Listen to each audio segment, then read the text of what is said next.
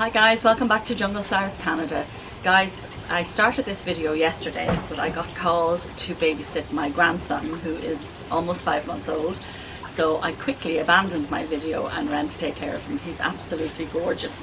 He's my first grandchild and he takes precedent over even plants. My husband laughed. He said she never gives up a video for anything, but I gave it up for my grandson whose name is Quinn. He's beautiful.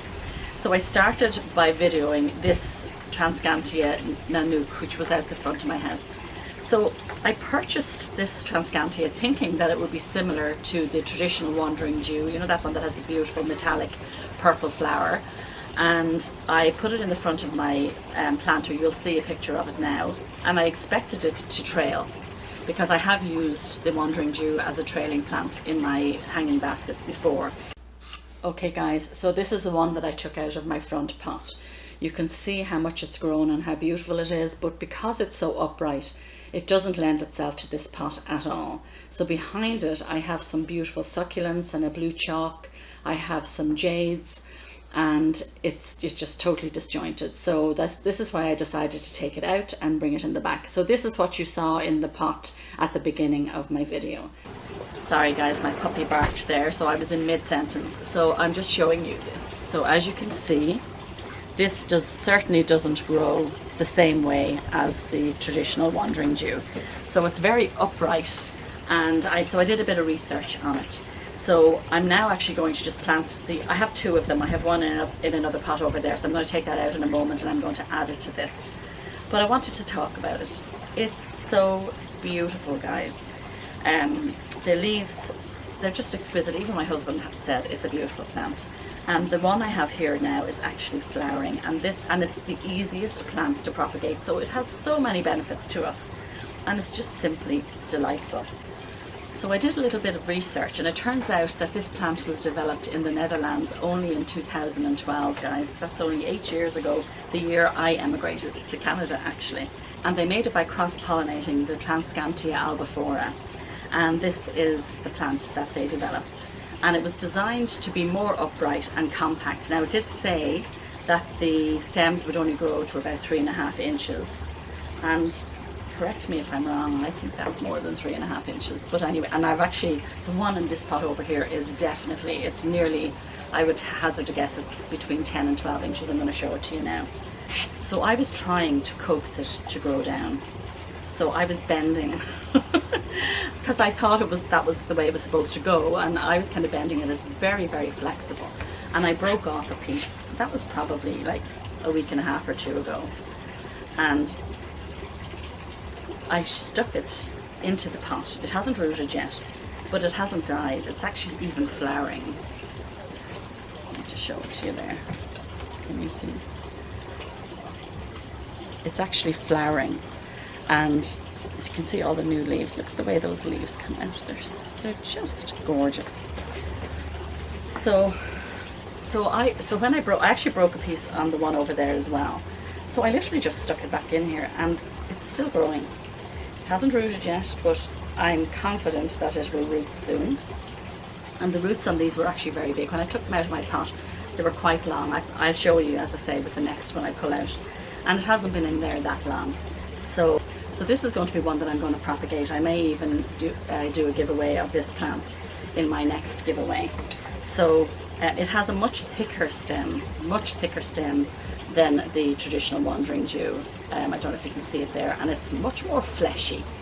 Like what could I describe it as? It's almost succulent-like, guys. Very sturdy and strong, but incredibly beautiful. So I'm going to plant up the other half of this, and I'm going to keep it in my kitchen. Now, I read that it flowers either a pink or a white flower, and it flowers during the growing season, which is spring to autumn. Amazing, or spring to fall here in Canada. But it says that if you keep it indoors, you can even get flowers all year round, even in the winter. Now, my kitchen table actually is lovely and bright because my kitchen window is like a southwesterly facing, so it can tolerate bright light. It's actually one of the few plants that can handle the bright light situation without getting damaged.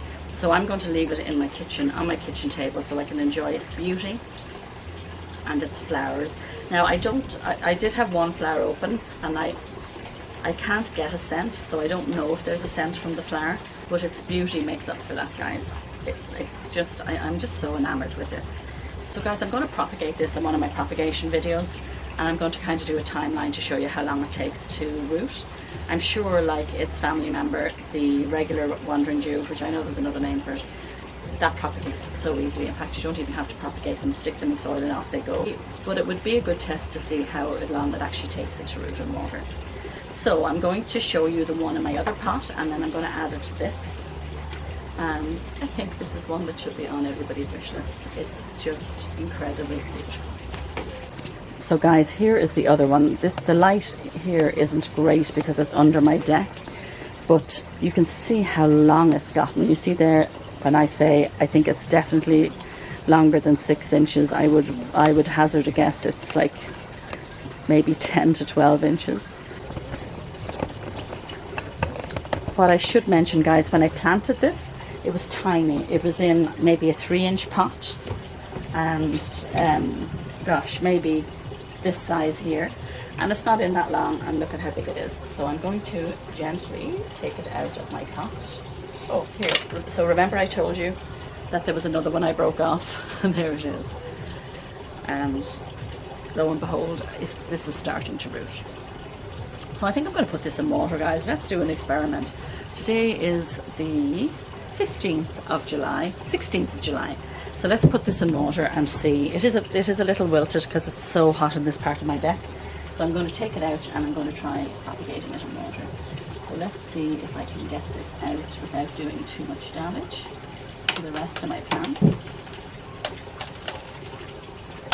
So the reason I'm removing it from the pots, guys, is because of the way it's growing. I wanted a hanging plant that would hang over the edge. Look at the roots on this, guys. And I'm actually breaking some of them off. Look, I can't even get them all out. Oh, there's loads under there that I had to break. I'm making a right mess. Look at the roots on that.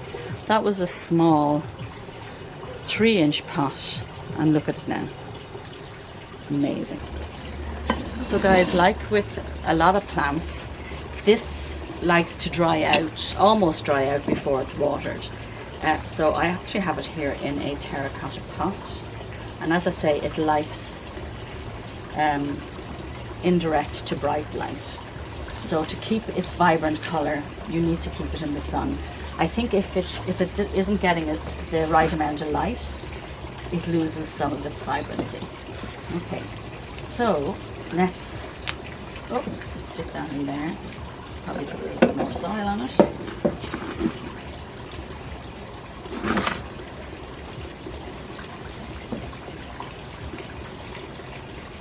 Now I'm thinking if this was kept indoors, it wouldn't have gotten that big. This is actually very large. So I might cut this off, guys. I know it's a shame because it's flowering, but I might use this as a cutting so that it's not too high. And then I'll be able to see, will it in fact grow that high indoors? I somehow think it won't. I think it'll probably be more compact if grown in my kitchen. So I'm going to go and get a scissors and I'm going to cut it here. And actually this is hiding the beauty. Look at that beauty. Look at that. That is so gorgeous. I might even cut this one as well and maybe cut pieces in the back. So let me go get myself a scissors. Guys, I buy gardening shears all the time and I do not know where they go. So I'm going to cut it here because look, isn't that just the cutest? So I'm just going to take, oh that's gorgeous, isn't it? And I think I will do the same with this piece. Now it definitely looks better, doesn't it, guys? And I will take this piece and I will stick it down here. I actually can't feel properly with these gloves. Let me take the gloves off. And this piece is getting a flower.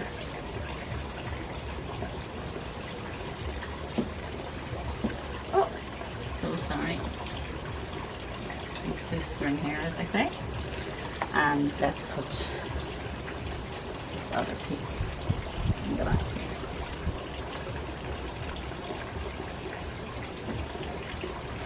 Okay.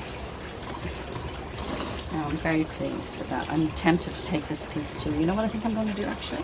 I'm going to take this piece too, and I'm going to propagate some and make a new plant and have it ready for my giveaway. So I can kind of neaten it up there. Flowers coming in that, guys. So I hope you can see it's okay, guys. So to recap, it likes to almost dry out before it's watered. It can handle bright light, but it can grow in lots of different light environments, but the more light it gets, the more vibrant it gets, and this is very vibrant because it's been outside. Okay guys, thank you for joining me for this video. If you wouldn't mind giving me a thumbs up, that would be amazing, and if you could subscribe to the channel, that would be great.